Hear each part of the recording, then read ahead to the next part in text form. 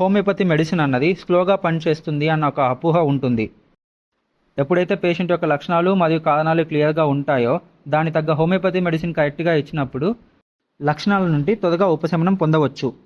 సింపుల్గా చెప్పాలంటే homeopathy treatment అన్నది రోగి యొక్క వ్యాధిని కంప్లీట్గా బాడీలోండి తీసేయడం అంటే నయం చేయడం మీద ఫోకస్ చేస్తుంది.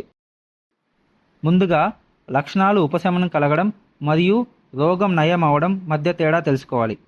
రోగి యొక్క లక్షణాలు ఉపశమనం కలగడం వలన డిసీజ్ అన్నది కంప్లీట్గా నయం అవ్వడం లేదా క్యూర్ అవ్వడం అనేది జరగదు. రోగం నయం ఎప్పుడు అవుతుంది అంటే రోగం యొక్క అంతర్గత కారణాన్ని తెలుసుకొని దాని దగ్గర ట్రీట్మెంట్ ఇచ్చినప్పుడు మాత్రమే బాడీలో నుండి మన డిసీజ్ అన్నది కంప్లీట్గా క్యూర్ అవుతుంది లేదంటే కంప్లీట్గా నయం అవుతుంది. అప్పుడు మాత్రమే మళ్ళీ వచ్చే అవకాశం అన్నది తగ్గిపోతుంది. హోమియోపతి మెడిసిన్ ద్వారా వ్యాధి యొక్క లక్షణాల నుండి త్వరగానే ఉపశమనం పొందవచ్చు. కానీ వ్యాధి యొక్క కారణాన్ని సరిచేయడానికి సమయం పడుతుంది.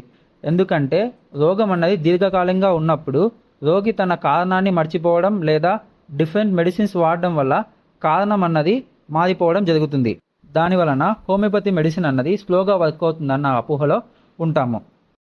రోగి యొక్క సరైన కారణం తెలిసినప్పుడు హోమియోపతి ఇండివిజువలైజ్డ్ కాన్స్టిట్యూషనల్ మెడిసిన్ ద్వారా మనం కంప్లీట్గా నయం చేయవచ్చు.